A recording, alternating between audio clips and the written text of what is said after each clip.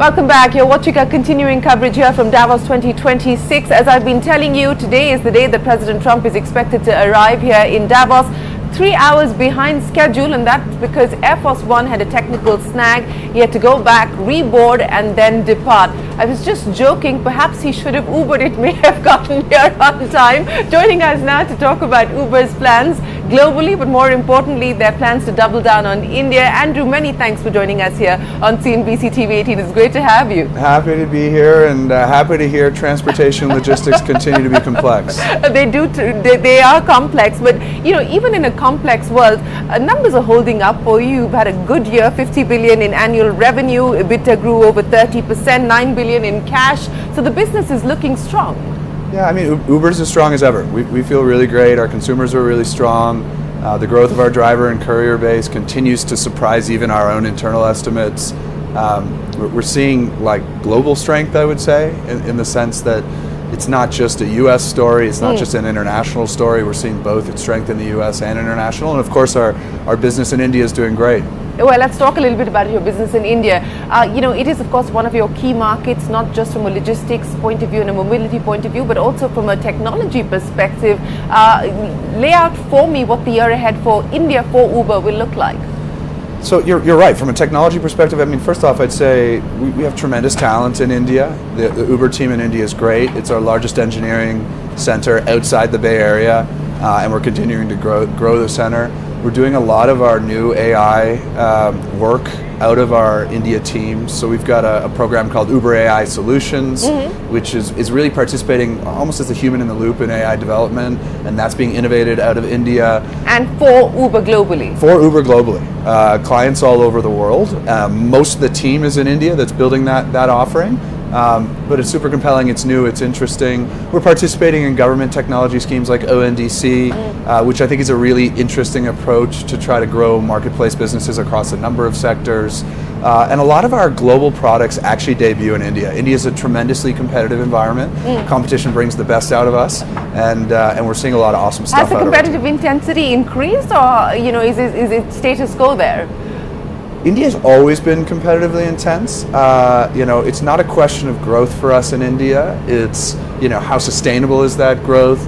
And what I give credit to the ecosystem for is there's new players that pop up. They innovate, they bring new business models, they bring lower cost products, which I think are popular with Indian consumers. So it's as intense as ever. But I think we're faring well in that competition. And again, a lot of what we're learning in India is making its way into our 75 countries around the world, and that's a good thing. What's been the biggest learning from India that you're taking to the world? I think your ability to continue to innovate on the consumer experience while being mindful of price is really, really critical. I mean, we're a marketplace business at the end of the day. We're trying to meet the needs of both the drivers and couriers who earn money on our platform and consumers who depend on us for services. And actually that balancing act is challenging. And in India, I think it's probably the hardest market for that balancing act. And it's made us better on both fronts. You know, you have now restarted M&A. Is India likely to see some action on that front for you? You know, I never love speculating on M&A. I think there's lots of interesting technology companies in India that, of course, we'll take a look at. And you know, for us, we've been doing deals that make sense for our customers, that make sense for our platform. You know, Uber's increasingly becoming a daily use case. And so if we can plug more modes of moving or give you more access to local selection in your city, then we're going to do that either organically or through M&A. Well, you know, you talked about how Uber wants to position itself as a daily use service. What will that mean in India? You know, you exited the Uber Eats business, but you're now re-entering that space via ONDC. Take me through the new bets and the new avenues that you hope to double down on in India. Well, we've got a tremendous driver base in India, right? And we've got drivers who use cars as their vehicles, three-wheelers or two-wheelers, and increasingly that sort of two- and three-wheeler section of the market is also doing deliveries. And so our ability to actually give our drivers more opportunity to either do consumer-to-consumer package delivery or fulfill for retailers, I think that's interesting in India. So no plans to re-enter the food delivery market, but I do think you'll see us experimenting and growing some segments that sort of further complement our offerings. What would make most sense within that basket that you're looking at, the adjacencies that you would consider?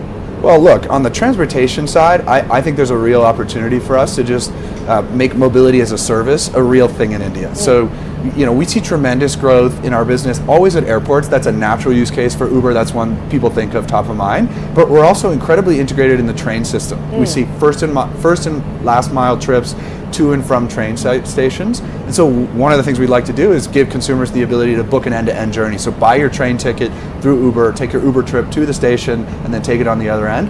That's something that we're experimenting with. We're using ONDC as part of that effort, and I think it's really interesting, and you'll see us do more. Well, this transition from not just a ride-hailing platform to becoming a daily use service, where do you find yourself on that journey, on that arc globally today? It depends a little bit by market, and look, what I'll say is where the consumer need is greatest is where we see the highest engagement. So in places where maybe the public transit infrastructure isn't as good or isn't as safe, as places with lower levels of individual car ownership, in these places, this is where we see people truly think of Uber for their daily journeys. Every time they leave the house, they think of Uber. That's critical for us. So I think, there's an opportunity in markets, and I often hear when folks talk about India, they talk about, let's skip to the next generation of technology. I think there's an opportunity for a lot of Indian consumers to skip to mobility as a service, as opposed to needing to own 2 cars in their household or something like that. One of the interesting things that we've been, of course, talking about in India is the rise of the gig economy, and Uber has been a part of that as well. There are, of course, regulatory headwinds. There are changes that have come in. There's a gig work framework. I mean, have you looked at those changes and what that could potentially mean? So for us, one of the ways you can think about Uber is the largest platform for work in the world, and people choose Uber for flexible work. Anytime you talk to a driver, whether that's in India or any other country we operate in, generally the first thing they're going to tell you is they love the flexibility of Uber. And of course, the next thing they're going to say is dependable earnings also matter. And then the third thing they're going to say is, I also need some level of benefits and protections. And gig work is a really important part of the economy. I think it's growing the economy.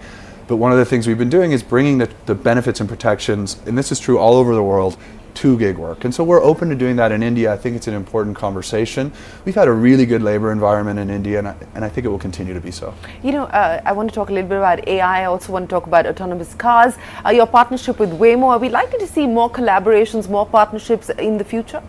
Yeah, I mean, Uber's explicit strategy is to be the destination for AVs all over the world and from all providers. And so whether you're an automotive OEM that's building the hardware platform for vehicles, whether you're an L4 software player, whether you're a fleet that actually buys AVs, we want you to put those AVs on Uber, and you're going to get the best utilization, and we can bring them to new consumers in our hybrid network alongside human drivers. We think that's the best go-to-market path for AVs. We're going to continue to execute that strategy, and that means you're going to continue to see us announce more partnerships. We've got 24 AV partners around the world. We're continuing to add to that number. We've got 4 deployments live with AVs. We're going to continue to add to that number. So it's a really exciting path for us. But anywhere close to an inflection point as far as adoption is concerned, at scale? I think we're certainly at an inflection point in the technology. I mean, the technology problem is largely solved, and now it's about building a business model around that technology, and it's about scale. And so the technology inflection point has happened, and now you're going to see scaling start to happen, and that will happen over the next couple of years. So what do you see as the key constraints today for the business? What do you see as the chief risks for the business today? I mean, we have a large numbers challenge. We are a big global platform, as you say. Our revenue is growing, our cash is growing, but we continue to just be interested in bringing more consumers into Uber, innovating and adding new products that people will use, and continuing to grow the top of the business. So that's the biggest challenge for me. But also the convergence between revenue and profitability. Do you believe that you're now on a steady path?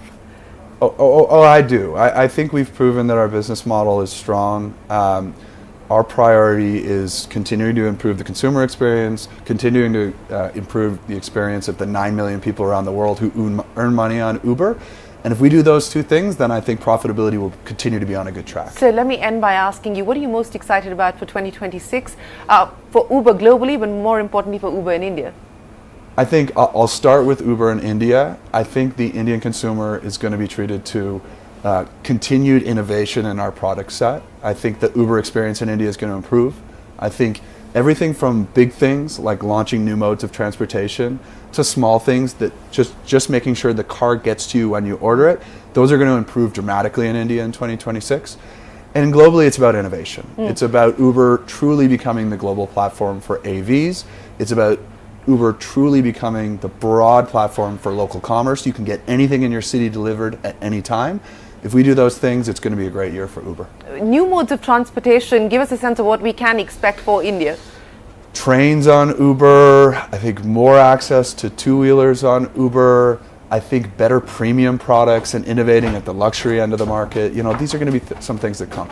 Well, we look forward to hearing more from you, and we look forward to you unveiling those plans in India. Andrew, it's been a pleasure. Thanks very much for joining us in Davos, and we look forward to seeing you back in India as well. Thank you so much. I'm coming to India in a few months. Well, we look forward to seeing you then. Well, that is Uber's view on what the road ahead looks like for 2026.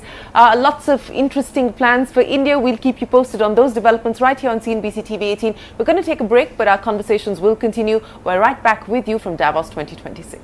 Cheers. Thank you so much.